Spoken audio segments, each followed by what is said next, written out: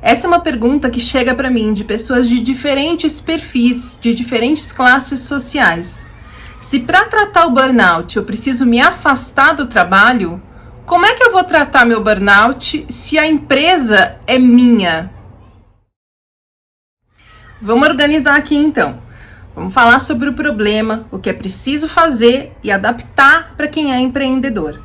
Primeira coisa que a gente tem que entender é que o burnout sempre vai aparecer quando houver a soma de 3 fatores: sobrecarga muito alta, ambiente hostil e uma inabilidade da pessoa emocionalmente em lidar com uma sobrecarga alta num ambiente hostil com equilíbrio e com saúde.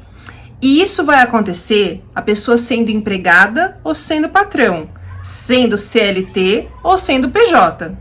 Se você é empreendedor e chegou num nível de burnout, você vai ter que mudar o ritmo, você vai ter que aprender a lidar com o trabalho de uma outra forma, assim como qualquer outra pessoa que chegou no burnout. Até aqui, concordamos, certo? Porque tem aí em você uma necessidade de se sobrecarregar, ou então uma crença de que não tem outro jeito a não ser você centralizar tudo. Ou você se cobra tão fortemente que o ambiente hostil é você. O ambiente hostil da sua empresa para você é a sua cabeça.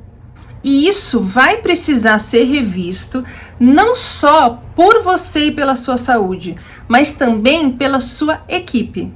E eu quero falar aqui sobre o mito do afastamento, porque existe um entendimento de que em todos os casos em que a pessoa chega num burnout, ela vai precisar se afastar em 100% do trabalho para conseguir se recuperar, e não é exatamente assim.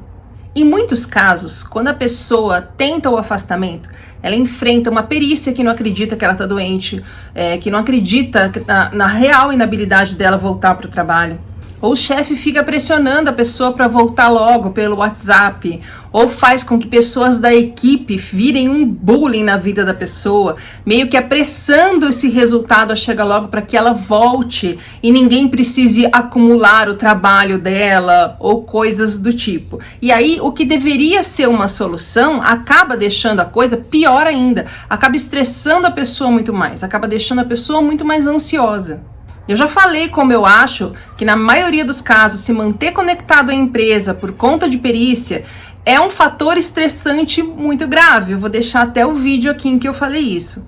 Então você precisa entender que você sendo empreendedor não está numa situação mais difícil do que uma pessoa que chega a um burnout sendo funcionário de uma empresa. Burnout é foda de tratar em qualquer caso. Exige mudanças muito profundas da gente. E essa ilusão ou essa crença da pessoa que é empreendedor de achar que quem é funcionário conta com o amparo da lei, conta com a vantagem do afastamento, tá muito errada e faz com que você se estresse mais, considerando que você está numa posição de maior desvantagem. E não é bem assim. Tudo tem um lado bom e um lado ruim. E eu tô falando isso porque esse pensamento de eu não tenho escolha, eu não tenho como me afastar porque eu sou a empresa, vai pesar fortemente na sua recuperação negativamente, da mesma forma como o pensamento eu não tenho tempo para ficar doente. Como se burnout fosse uma escolha. Imagina que o João, ele tem uma empresa, sei lá, de batatinha frita. E ele tem hoje, daqui 2 horas, a oportunidade de participar de uma reunião que vai definir os rumos da empresa para os próximos anos. Nessa reunião, ele tem a oportunidade de passar a empresa dele para um nível de unicórnio em termos de investimento.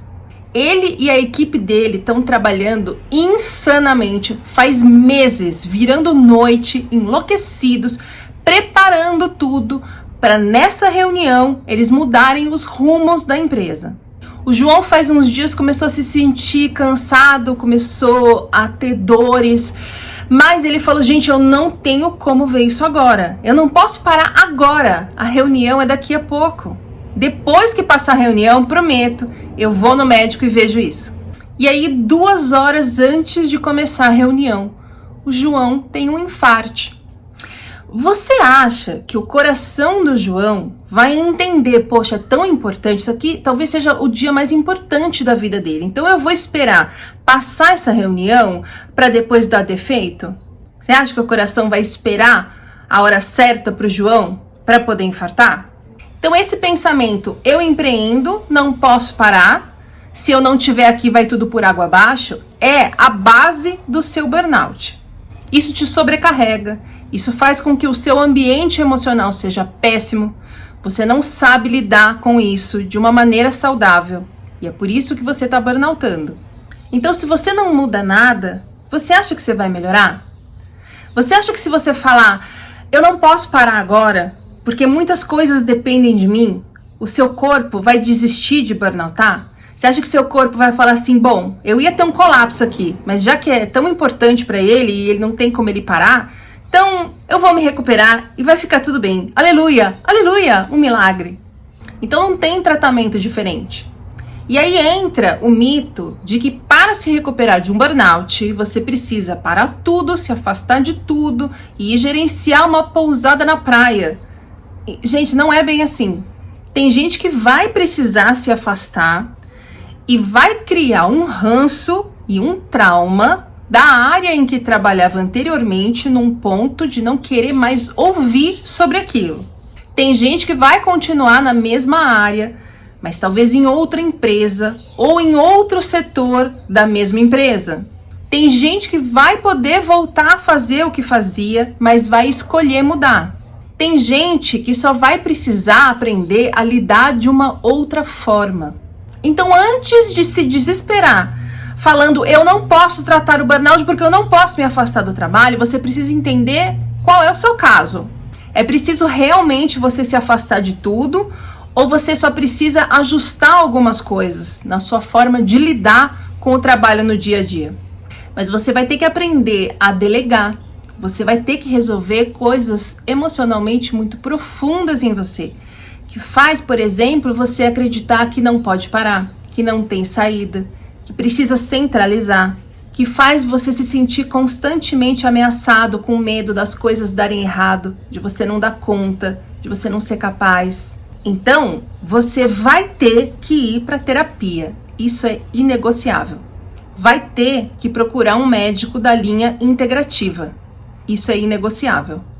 Mas ninguém falou que você necessariamente precisa fechar as portas da sua empresa, trancar tudo e sair correndo.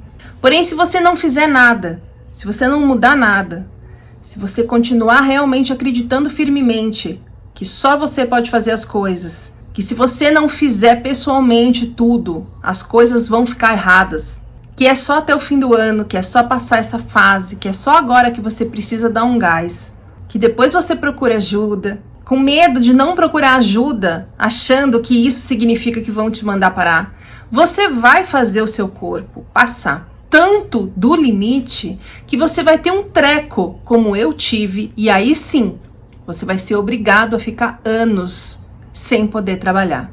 Porque se você passar do limite e tiver um treco, não vai ter o que você possa fazer. O seu cérebro vai ter desligado a chave geral, e aí sim você não vai ter escolha. Então para de se preocupar que você não pode se tratar porque você não pode se afastar e passa a se preocupar em mudar o que precisa ser mudado para que você não seja obrigado a parar e se afastar.